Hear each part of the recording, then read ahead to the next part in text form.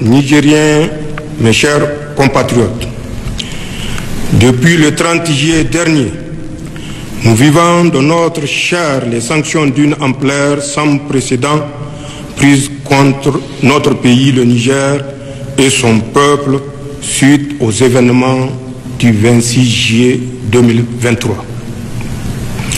Ces sanctions visent notamment à nous priver de ressources financières indispensables au fonctionnement de nos institutions, à entraver notre vie quotidienne et à étouffer notre économie et le petit commerce.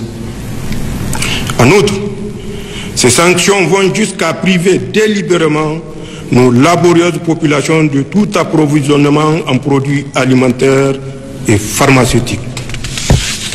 Finalement, comme s'il y avait un plan visant le démantèlement de notre pays, la CEDEAO s'apprête à agresser le Niger en mettant sur pied une armée d'occupation en complicité avec une puissance qui est étrangère à notre espace communautaire et à notre continent. Ces sanctions sont illégales parce que contraires aux principes d'intégration, de solidarité et de libre circulation dans une communauté telle que la CEDEAO. Ce caractère illégal est du reste attesté par la jurisprudence en la matière. Ces sanctions sont surtout inhumaines. Comment comprendre en effet qu'on laisse pourrir aux frontières des produits alimentaires et pharmaceutiques de première nécessité destinés à des populations dans le besoin? Comment comprendre que l'on impose à des populations des sanctions qui vont jusqu'à les priver de courant électrique en laissant les malades mourir dans les hôpitaux?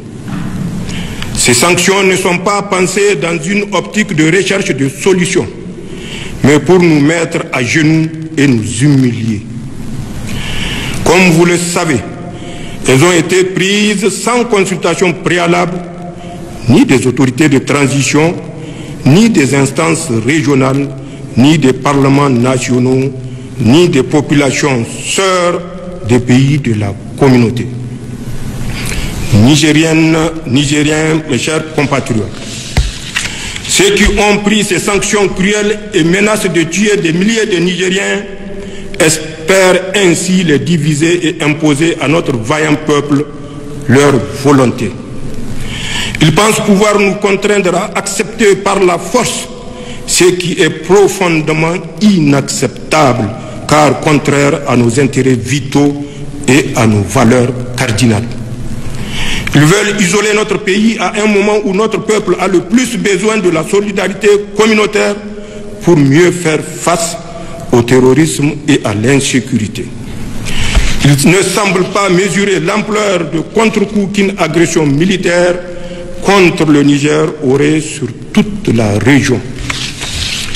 Ils semblent ignorer que c'est en grande partie grâce au professionnalisme et à la vaillance de nos forces de défense et de sécurité que le Niger est resté le verrou qui empêche les hordes de terroristes de déstabiliser l'ensemble de notre région.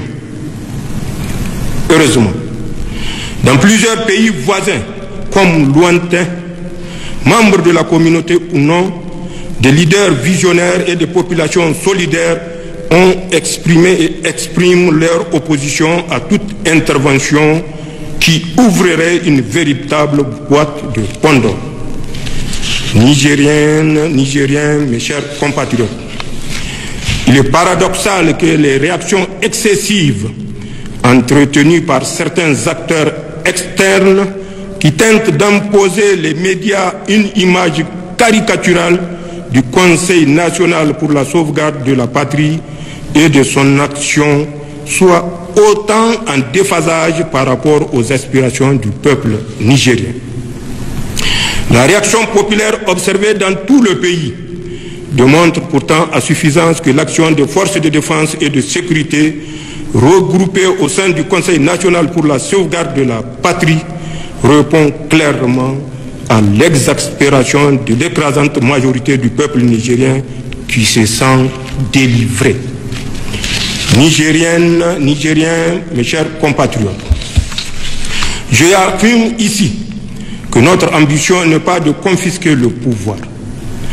Je réaffirme aussi notre disponibilité à tout dialogue pour autant qu'il tienne compte des orientations voulues par le peuple nigérien, fier et résilient.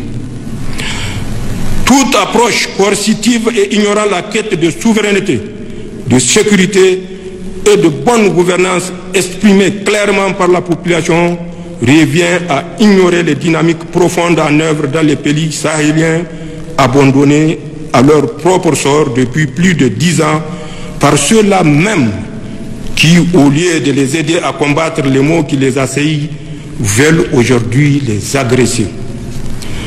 À la vérité, la prise de pouvoir par les forces de défense et de sécurité, aussitôt fermement soutenue par nos vaillantes populations, s'inscrit dans un contexte